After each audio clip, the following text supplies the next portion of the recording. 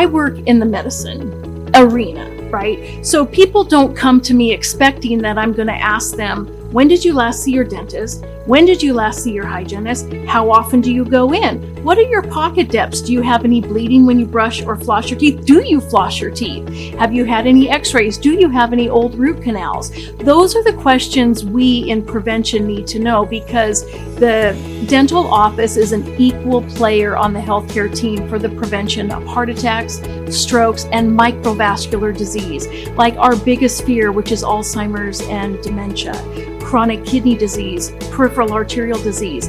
That whole world demands that medicine and dentistry partner. So I often tell patients, look, get into your dental office more often, have cleanings at least 4 times a year.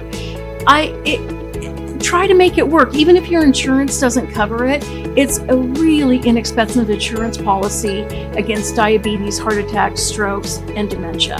So we really encourage that partnership.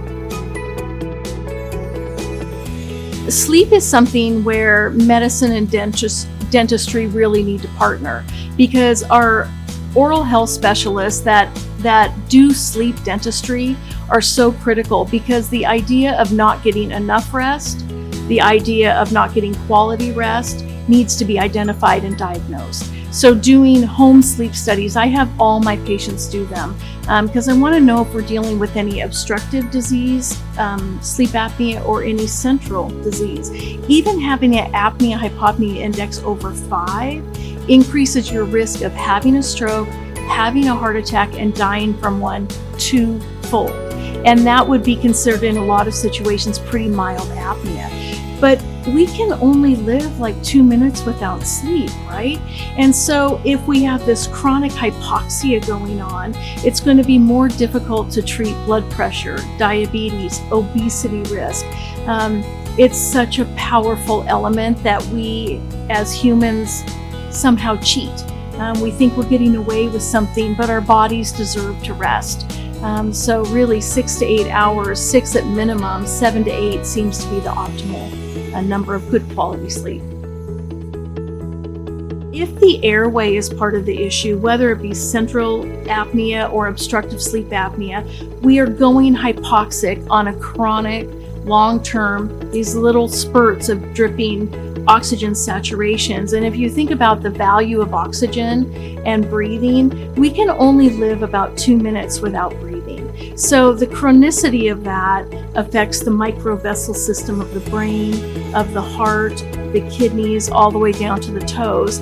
And the better we sleep, both in quality and quantity, the easier it is to control things like diabetes, or prevent diabetes for that matter, treat blood pressure, treat dyslipidemia.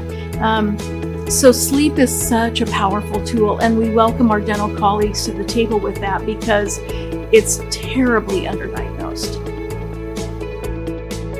I am a huge advocate for dental offices to take blood pressure on everybody, all the time. Children, adolescents, adults. Why? Because the dental office has this beautiful opportunity to see people more often than they go into their medical doctor. And so what I love is getting a phone call from a dental office when they say, Dr. Doneen, we have a patient here that has a blood pressure that's been riding a bit high, and we gave her a card to record it, and her blood pressures are high and she'd like to come see you. Are you open to see new patients? Something like that is so helpful because that dental office just saved that individual's life. The other thing we know, the earlier we can diagnose hypertension, the earlier we have to intervene with lifestyle opportunities, to intervene without preventing or without allowing that blood pressure, subtle as it may be, to cause microvessel disease of the brain and the kidneys of the heart and the toes.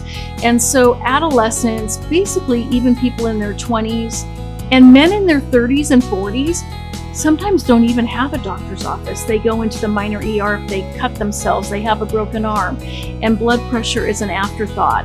And just recently it's been published that even identifying blood pressure early, intervening early, whether that be lifestyle and even treatment if necessary, reduces the risk of long-term dementia significantly. And my personal bias is that dental offices have a much better opportunity to find it than people waiting until there's a chronic problem.